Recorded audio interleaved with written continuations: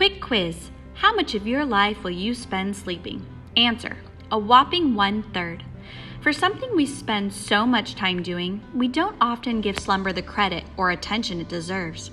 A study by the National Sleep Foundation found that 60% of middle and high school students felt tired during the day, and 15% had fallen asleep in school during the last year. I'm definitely tired during the week, says Leah Schaefer, a 17-year-old junior from Oxford, Michigan.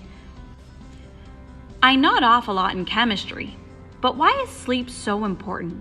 And why are so few of us getting enough? When we sleep, we cycle through 5 well-defined stages. Between stages 1 and 4, we sink deeper and deeper into sleep. Heart rate and body temperature drops, brain waves slow down, and muscles relax completely. Then we enter the 5th stage of sleep and our eye movement or REM sleep. During this stage, our eyes dart back and forth below the eyelids and our brain waves speed up again to the same levels as when we were awake. Most dreaming occurs during REM sleep. People need both non-REM and REM sleep in order to get a good night's rest. During a full night of sleep, we cycle through all 5 stages between 3 and 5 times.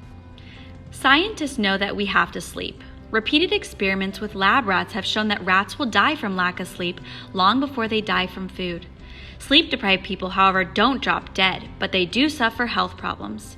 Humans who go days without sleep begin to have digestive troubles, such as diarrhea and stomach pains. They experience memory problems and hallucinations and can quickly become paranoid. However, scientists still aren't certain why we need to snooze. One theory is that while we sleep, our bodies repair muscles and other tissues. Some researchers believe that sleeping and dreaming are necessary for the brain to organize and store memories. Others think we will slow down at night to conserve energy. Busy schedules are only part of the problem. During adolescence, the body's internal clock gets pushed back so that a person doesn't feel sleepy until later in the evening. The result? Teens want to stay up later at night and sleep later in the morning. I tend to be tired in the morning and towards the end of the day, I wake up, Leah says.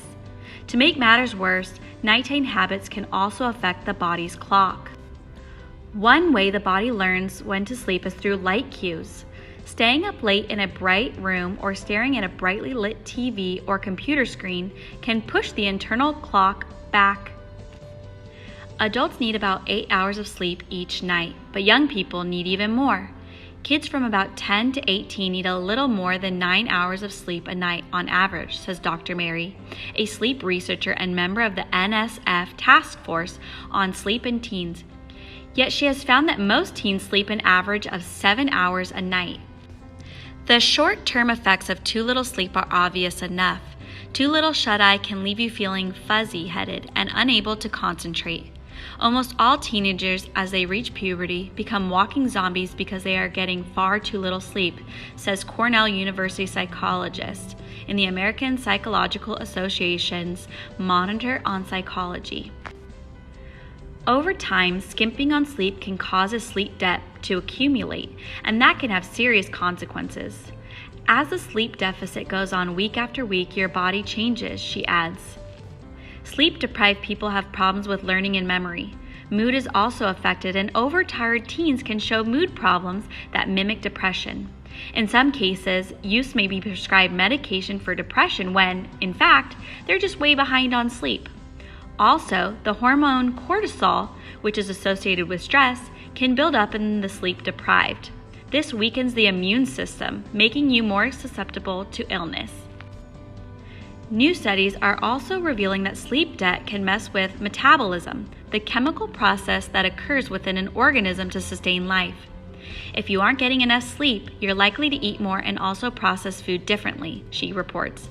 Those metabolic changes can lead to weight gain and related health problems, including diabetes.